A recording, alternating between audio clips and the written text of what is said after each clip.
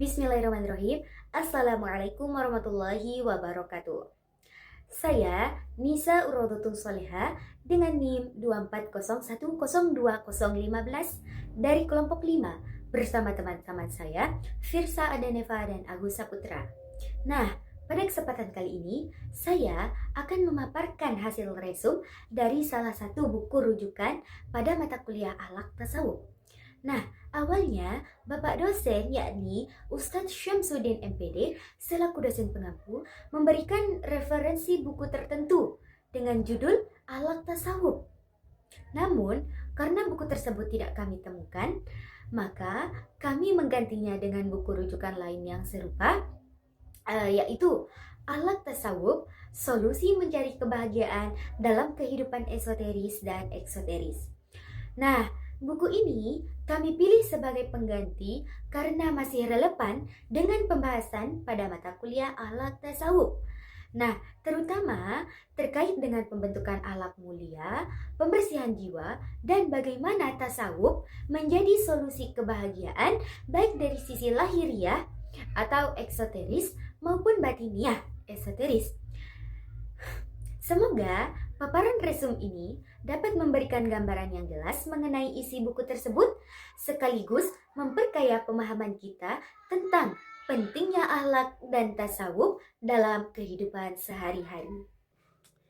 Buku Akhlak Tasawuf, Solusi Mencari Kebahagiaan dalam Kehidupan Esoteris dan Eksoteris yang ditulis oleh Dr. Haji Muhammad Hasbi MAG yang diterbitkan oleh Trush Media Publishing tahun 2020.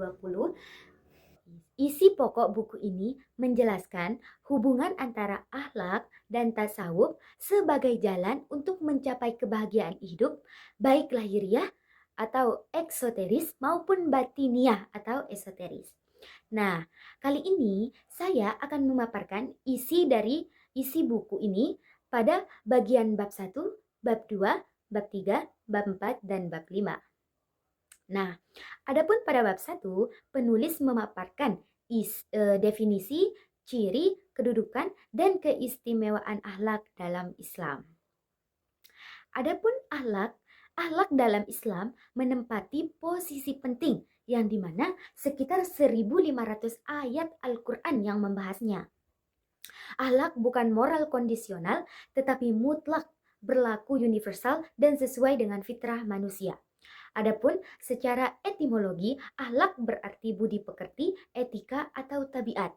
Nah, secara istilah, akhlak berarti sifat yang tertanam dalam jiwa yang melahirkan perbuatan tanpa perlu pemikiran, tidak bersifat sementara, dan meliputi hubungan dengan Tuhan, manusia, dan alam. Nah, adapun ciri utama akhlak dalam Islam adalah robani, yaitu bersumber dari Tuhan. Manusiawi, sesuai dengan fitrah manusia. Universal, mencakup seluruh kehidupan, seimbang dan realistik. Akhlak adalah misi inti dari risalah Rasulullah Shallallahu Alaihi Wasallam dan menjadi ukuran kualitas iman serta amal ibadah yang diterima.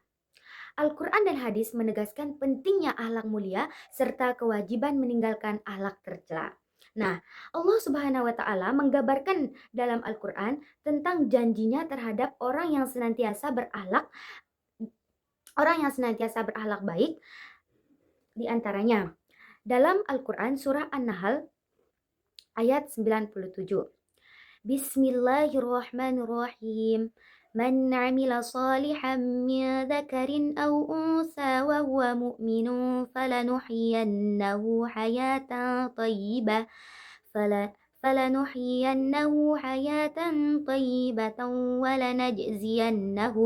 walanajziyannahum ajrahum bi ahsani ma kanu ya'malun.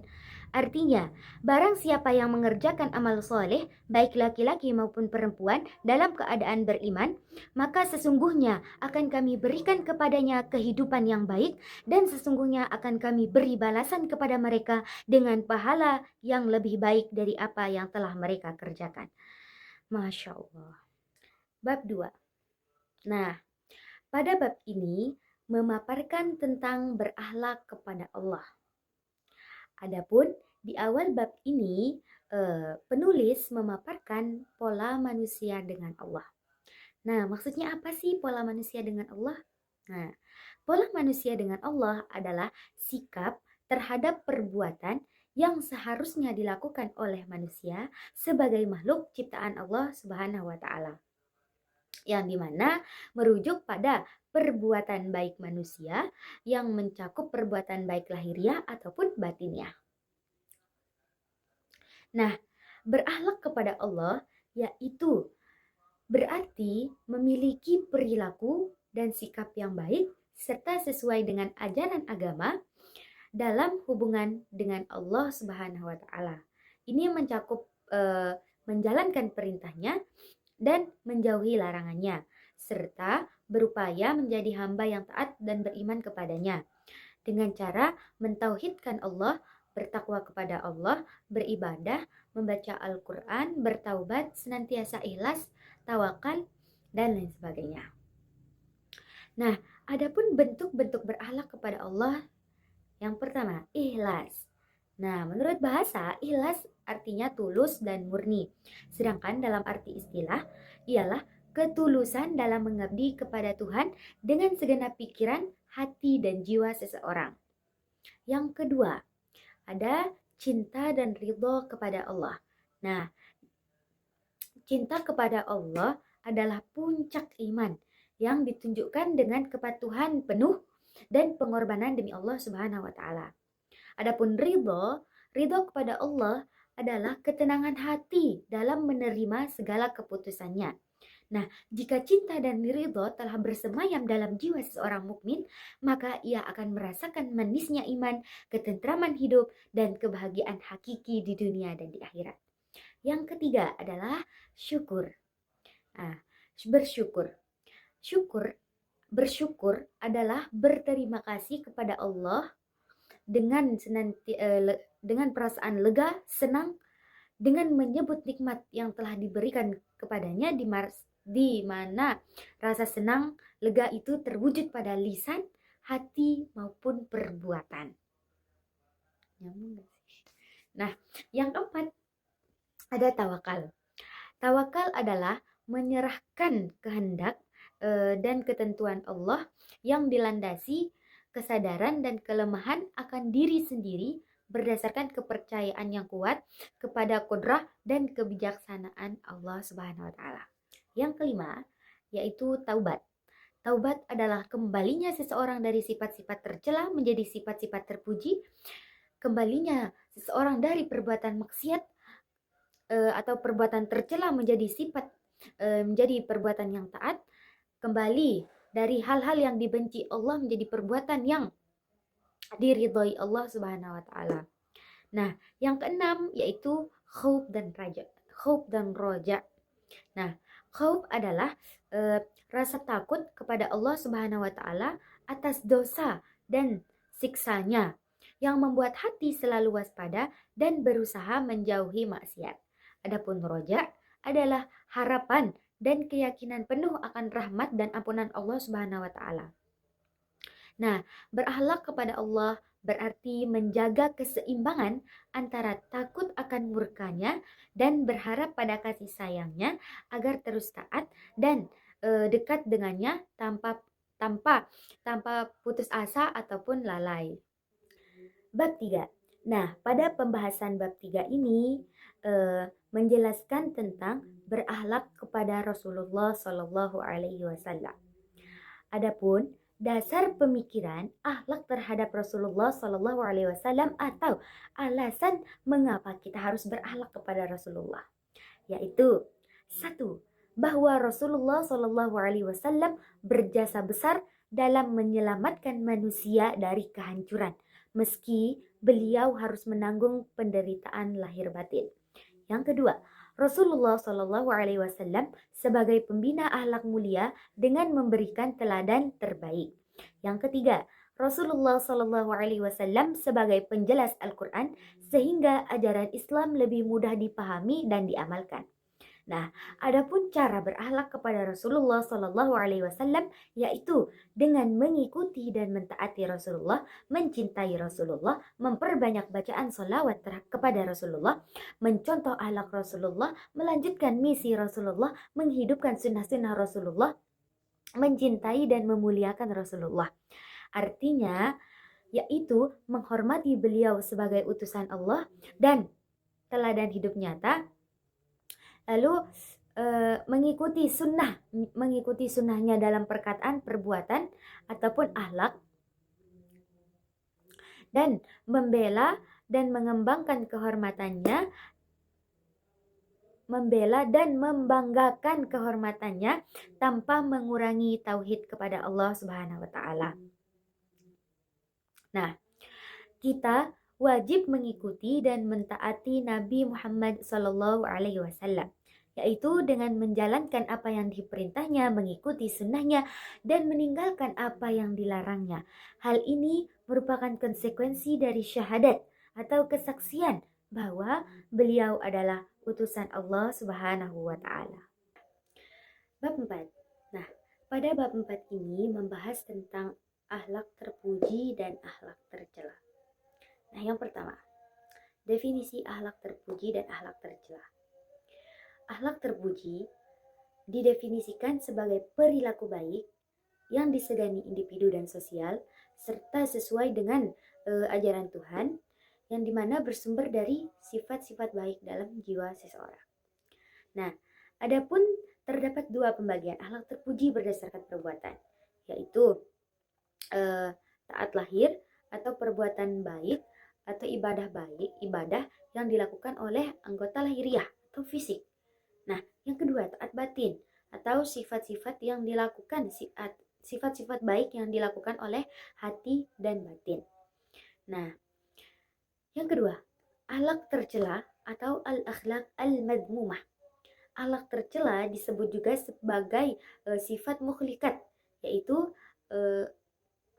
yang membawa kepada kebinasaan, yaitu perilaku buruk yang merusak keimanan dan martabat manusia. Nah, terdapat dua pembagian akhlak tercela berdasarkan pelanggaran, yaitu maksiat lahir, yang dimana pelanggaran yang dilakukan oleh anggota tubuh, dan maksiat batin, pelanggaran yang dilakukan oleh hati dan batin.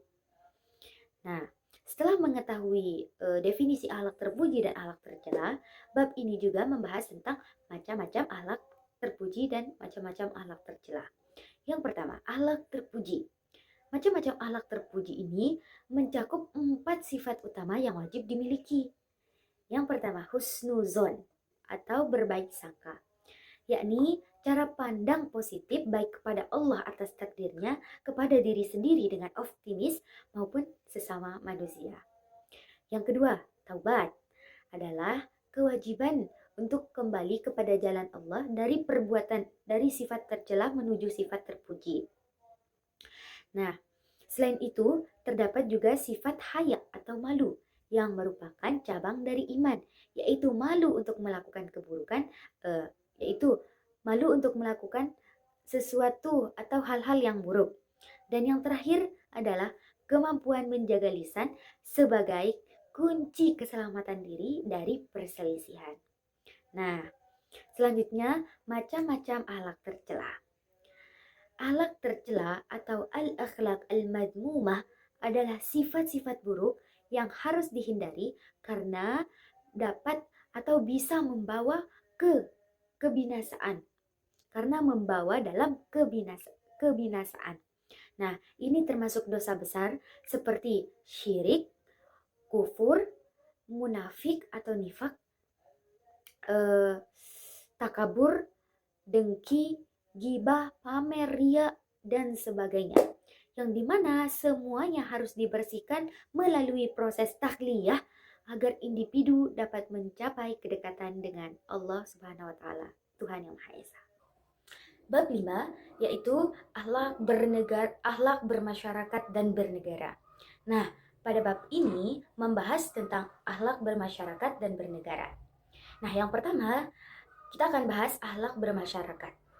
Adapun akhlak akhlak bermasyarakat artinya sifat yang tertanam dalam jiwa manusia yang dilakukan secara spontan tanpa pertimbangan terlebih dahulu dalam lingkungan dan kehidupan. Nah, yang dimana bisa kita wujudkan dengan beberapa kegiatan seperti berikut. Yang pertama, bertamu dan menerima tamu. Nah, dalam kehidupan bermasyarakat, kita tidak pernah terlepas dari kegiatan bertamu dan menerima tamu. Dan tentu kita pasti sudah mengetahui adab atau etika-etika di dalam bertamu maupun menerima tamu. Nah, yang kedua yaitu hubungan baik dengan tetangga, yang dimana bisa kita lakukan dengan memuliakan dan berbuat baik kepada tetangga. Yang dimana ini adalah perkara yang sangat penting, yang sangat ditentukan dalam syariat, yang sangat ditentukan di dalam syariat. Nah, sebagai seorang muslim yang baik, hendaknya kita senantiasa memperlakukan tetangga dengan baik dan memuliakan haknya sebagai tetangga. Nah, yang ketiga ada hubungan baik dengan masyarakat. Selain dengan tamu dan menerima tamu, dan juga selain dengan bertetangga, seorang muslim harus dapat berhubungan baik dengan masyarakat. Nah, untuk mencapai hubungan baik ini, setiap muslim harus mengetahui hak-hak dan kewajibannya sebagai sebagai anggota masyarakat, seperti menjawab salam, mengunjungi orang sakit, mengiringi jenazah, menghadiri undangan, dan lain sebagainya. Dan yang keempat atau yang terakhir ada ukhuwah Islamiyah. Ukhuwah Islamiyah adalah sebuah istilah yang menunjukkan persaudaraan antara seluruh umat muslim di seluruh dunia tanpa melihat perbedaan warna kulit, ras, bahasa, suku, ataupun bangsa dan kewarganegaraan. Nah, yang kedua yaitu atau bagian akhlak bernegara. Nah, akhlak bernegara ini fokus pada prinsip musyawarah atau syura sebagai dasar pengambilan keputusan dan tata kelola urusan, di mana pemimpin wajib mencari pendapat terbaik demi kebahagiaan rakyat. Nah, adapun musyawarah harus dilakukan dengan tujuan mencari kebenaran, bukan kemenangan. Agar efektif, musyawarah harus dilandasi dengan sikap lemah lembut, pemaaf, dan mohon ampunan kepada Allah untuk mencapai hasil terbaik. Nah, pada bab ini juga membahas tentang menegakkan keadilan. Nah, prinsip fundamental dalam Islam adalah keadilan atau al-adl, yang berarti sama dan seimbang, yakni memberikan hak seimbang dengan kewajiban dan status. Allah Subhanahu wa taala memerintahkan untuk berlaku adil dan berbuat kebajikan dalam segala aspek kehidupan, termasuk dalam menetapkan hukum tanpa diskriminasi dan di dalam berkata. Kewajiban berlaku adil meluas hingga ke musuh sekalipun, karena adil adalah tindakan yang paling dekat dengan takwa. Nah, untuk sedikit kesimpulan. Dari bab 1 sampai bab 5 pada buku Akhlak Tasawuf, Solusi Mencari Kebahagiaan dalam Kehidupan Esoteris dan Eksoteris ini menegaskan bahwa akhlak merupakan inti dari ajaran agama Islam yang bersumber dari Al-Quran dan As-Sunnah. Yang dimana pada bab 1 membahas pengertian, ciri, kedudukan, dan keistimewaan akhlak dalam Islam. Adapun pada bab 2 menguraikan akhlak terhadap Allah seperti beriman, bersyukur, ikhlas, sabar, tawakal, dan cinta kepadanya. Nah, adapun pada bab 3 menekankan akhlak terhadap Rasulullah atau akhlak kepada Rasulullah, yaitu dengan mencintai, memuliakan, meneladani, dan mentaati beliau. Nah, pada bab 4 yakni menguraikan perbedaan akhlak terpuji seperti sabar, syukur, tawaddu, dengan akhlak tercela seperti sombong, dengki, riya, gibah beserta dampaknya pada individu dan masyarakat. Nah, adapun pada bab 5 ini memperluas pembahasan akhlak dalam konteks sosial yakni akhlak bermasyarakat dan bernegara yang menuntut keadilan, kebersamaan, silaturahmi, dan kepatuhan pada aturan yang tidak bertentangan dengan syariat. Nah, keseluruhan bab ini menunjukkan eratnya hubungan antara akhlak dan tasawuf, yang dimana tasawuf menjadi jalan pembersih hati atau esoteris agar manusia terhindar dari sifat-sifat tercela dan mampu menumbuhkan akhlak mulia. Nah, akhlak sendiri adalah manifestasi nyata atau eksoteris dari jiwa yang sudah disucikan melalui tasawuf. Dengan demikian, akhlak dan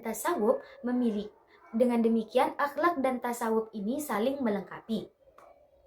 Yakni tasawuf membina batin, sementara akhlak menampakkan hasilnya dalam perilaku sehari-hari, baik dalam hubungan dengan Allah, Rasulullah, diri sendiri, maupun masyarakat dan bernegara.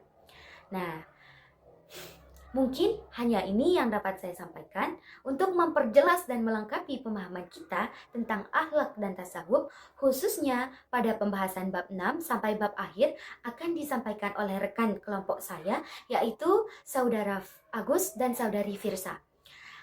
Mungkin sekian yang dapat saya sampaikan, mohon maaf jika membosankan. Wallahul muwafiq wal hadi ila syabilir rasyad. Assalamualaikum warahmatullahi wabarakatuh.